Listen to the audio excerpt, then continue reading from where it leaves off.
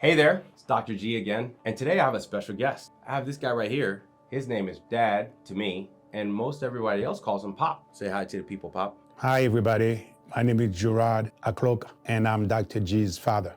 So apparently, very proud to be Dr. G's dad, and I'm proud to be his son. Today we're talking about the endowment that we have at Florida State, Dad. The endowment that we put together, we started a year and a half ago. We put down a couple dollars, actually we put down 50 grand at Florida State University in the name of my late sister who passed away in 2008. The endowment was a brainchild of mine around the time that she passed away when I was thinking about legacy. And legacy is very important to our family as we understand that ancestors leave us things. It could be monetary value, it could be, cultural and spiritual value. And in this case, we wanted to leave her name. We wanted to make sure that her name lives on much, much after we are gone. The endowment gives us that opportunity, right, Dad? Correct. What is an endowment? An endowment is when you gift sum of money to a facility or an institution, and they take that money and they put it into the market, much like a 401k, and that money grows with the market, and the dividends or the proceeds from the money can be used in any way that the donor outlines.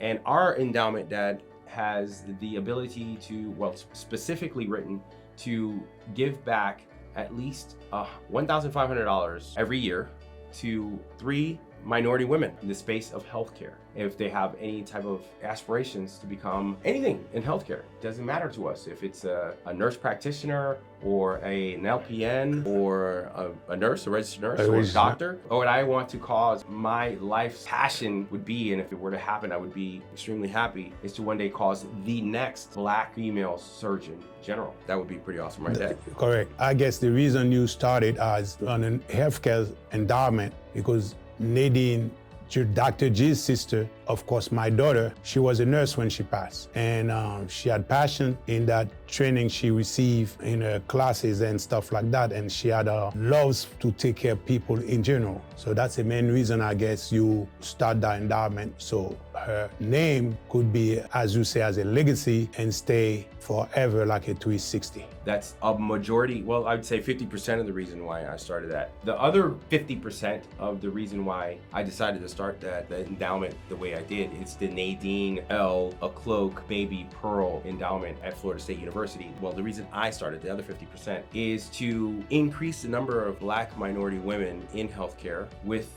the purpose of making sure that when Black women and other minorities are seen in healthcare, that they are actually seen, heard, and understood by people who are in their cultural and their care, right? So when they're standing in front of or laying down in front of or, come before someone, it's more likely, there's more possibility that that person has some of the same cultural background or they have some of the same experiences that they have had, and so they can understand them better and possibly improve the treatment. That's the other reason. I agree.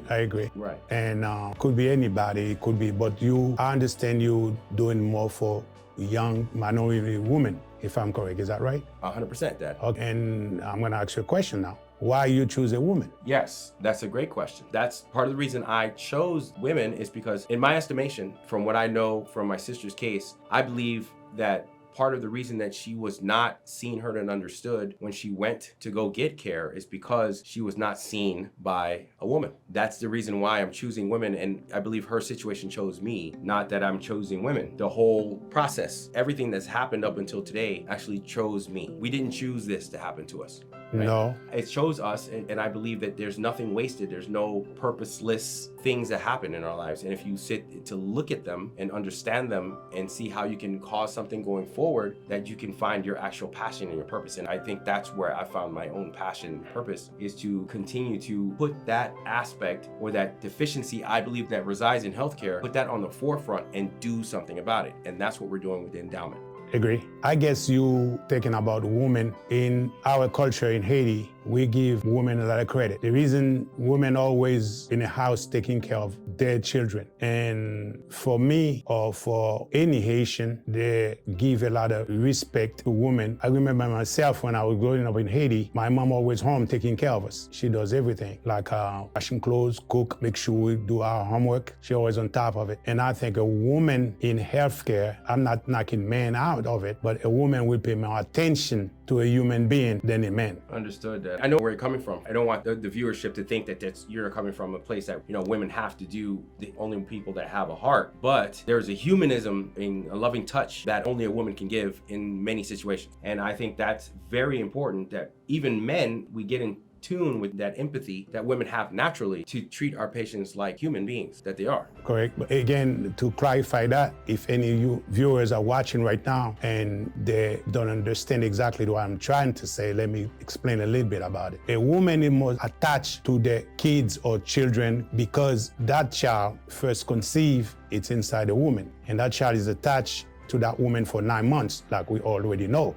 That's the reason, I guess it's not the only reason, but that's one of the main reasons that a woman is more attached to their children. Yeah, I can see that. And so that's one of the reasons, well, that's not one of the reasons, but what I'm trying to say is our endowment is to increase the amount of women, minority women, not just Black women, but minority women in healthcare overall. And I believe that outcomes in women in general will improve as more and more and more minority women become involved in the healthcare process. Our endowment has been growing over the last year and a half. Our goal is to get it to, do you know our goal, Dad?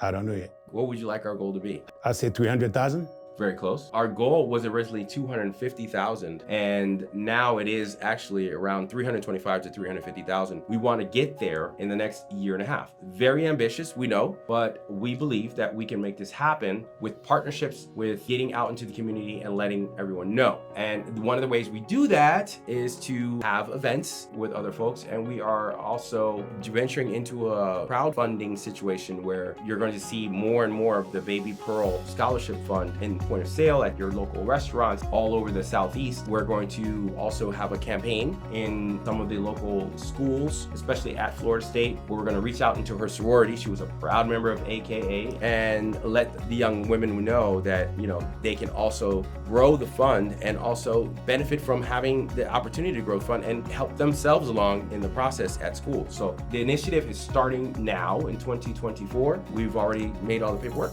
so the paperwork is ready to go. So Great. Yeah, we're going to start that campaign Great. in the next couple of weeks. So Okay. You'll see more and more about the Baby Pearl endowment, and you'll hear more and more about what an endowment is and how you can start an endowment for your favorite cause, whatever that may be at your local institution or foundation, wherever that is that endowments may lie. Would you like to know how to start an endowment, Dad? I would like to. Yeah. But before you proceed, by mentioning the AKA, I just want to send a shout out to all the AKAs out there. And I remember when Nadine passed, 2008, FSU was at that funeral, and all her sisters were there. And I thank you to bottom of my heart to be there for my daughter. Yeah, they still talk about the way the AKAs rallied around the family. I still talk about the way the AKAs rallied around myself and my family, and we're forever grateful for everything that that chapter specifically, Zeta Omicron at Florida State University, did for us to hold us up in a very difficult time. Her friends still reach out to us, which is a testament to how special Nadine is to us and was to everybody else and was to the world. And I believe that she had something great in her heart to give, and that's why we're still grieving in a sort of way. We are doing well, and we are going to keep her name alive with this endowment. If you'd like to know more, take a look down in the description below. You see down below that there's going to be a description right down there. Correct. So the description below is going to have all the information. If you'd like to give, we would appreciate it. And yeah, that's all we have to say for now. We'll talk later about the endowment in other videos. Again, this is Dr. G and Pop. Nadine Acloque. See you guys next time. Bye. Bye.